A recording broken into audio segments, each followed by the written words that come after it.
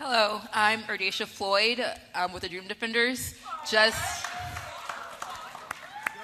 last month, I graduated from Hillsborough High School in Tampa, Florida. But I also have 4 uncles who have all been to prison and are still in prison despite them having left years ago. The state of Florida is no stranger to privatized prisons. Just 30 minutes away is the headquarters for the second largest private prison company. They provide a direct incentive to contract holders to ensure and keep large prison populations. In addition, some private prison operators have donated trillions to Florida politicians. Will you pledge not to accept contributions from these groups? And what is your plan to address the influence that for-profit private prisons, operators, and bail bondsmen have on our prison and bail policies? And thank you. And the first question goes to Mrs. Graham. I pledge that I will not accept any funds from the prison privatization special interests that have taken over Tallahassee, one of many. Absolutely. It makes no sense. We should be using the opportunity to rehabilitate and provide resources in our prisons. I had a chance to go be the keynote speaker at a prison facility in Gadsden County that provides GEDs and vocational training, and you can get out of prison and you have a skill set.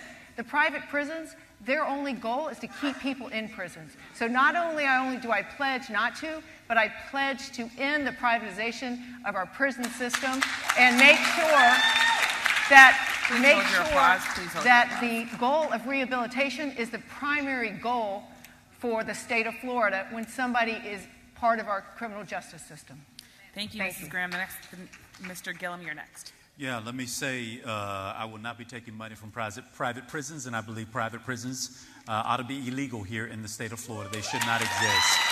I also want to give a shout out to you, Ms. Floyd, and to the Dream Defenders.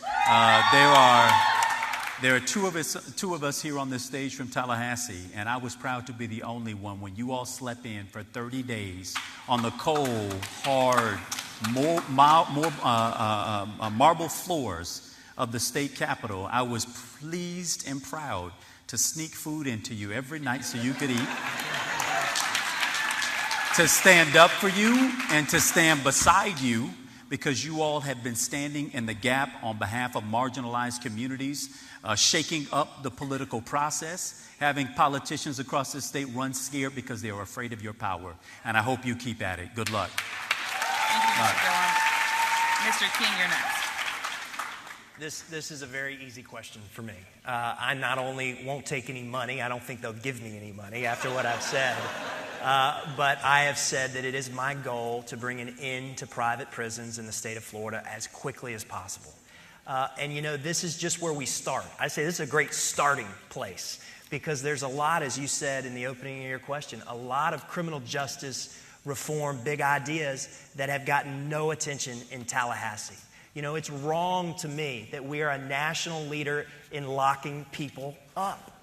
And I believe we need a governor who has some big ideas and big goals. And one of them, I've said, is to reduce mass incarceration, to cut the prison population for nonviolent offenders in half in the next 10 years. And more than that, I am so proud I'm the only person on this stage who has taken a position and said, along with private prisons, I will end the death penalty because it is wrong in Florida and it's disproportionately used against communities of color. Thank you, Mr. King. Mr. Levine? Thank you. Clearly, we all agree that these private prisons are horrible. We're giving people an incentive, companies an incentive to lock people up. So I could tell you that I would definitely not be accepting any funds from the private prison industry, that's for sure. But